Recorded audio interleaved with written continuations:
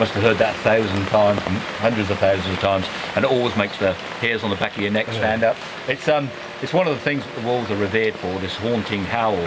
But rather than it being subjected to most of the horror movies we ever see, it's actually like us picking up a telephone and calling a friend and a loved one. But it does make up a large portion of communication, and very important for people to understand and to make the right sound.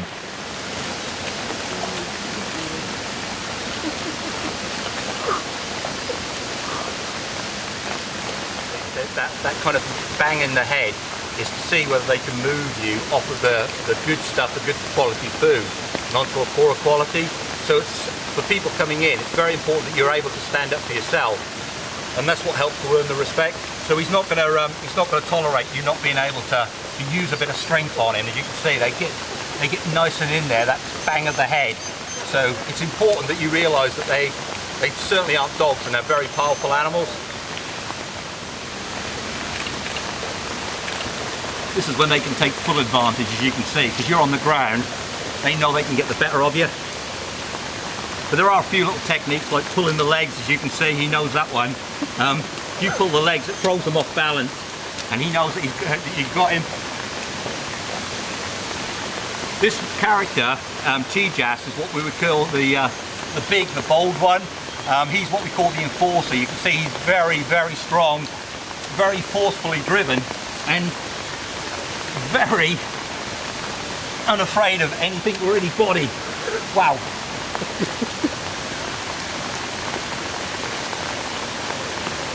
And once he's got his information and you've told him everything he needs, then he will calm down a little bit. But until you give him that information, he'll keep testing and testing. Okay, well, I'm here in Newbury Valley Park in Devon with the legendary Shaun Ellis, aka the Wolfman, meeting some of his extended family here. So Shaun, tell us a bit about what you do here.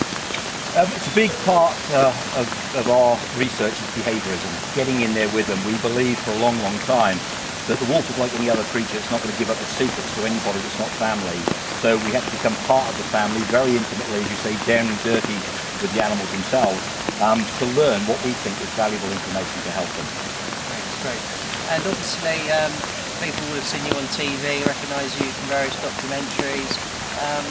Probably the thing that sort of put you on the map, so to speak, was the 2 years you spent living in the wild with the Yellowstone Park. Tell me a bit about that. Again, I think a very controversial decision to be made. Didn't get any backing from biologists, as you can imagine, or the local people in the area. This was particularly a one-man band. But I did feel that what we could offer in the terms of learning from the wild wolves themselves was again something we badly needed. And the decision was made to live with them for 2.5 years, and it was amazing. It was like every day began and ended in a miracle. Fantastic. And obviously the reason I'm here today to meet Shaun, to talk about a fantastic, unique personal development programme, I suppose, using the theories and what you've learned from the wolves. Tell us a bit about what people expect and what hopefully they'll get out of it. From the closeness that we work with these guys, the discoveries that we've made is that they're not dissimilar to us. I know we've got this perception these days that if we bang our chest and stamp our feet, we'll get our own way, more like the primates. But I believe years ago we were far more like the wolf, far more philosophical, far more knowledgeable about our environment and ourselves and the natural personalities that we portray. Sometimes we want to suppress those traits, but they're always there. And I think the uniqueness of the day here is going to get people to identify that and identify with that and explore a natural side of themselves that they probably have never discovered before. Absolutely, great stuff, great stuff. Thank you very much. Pleasure. Thank you.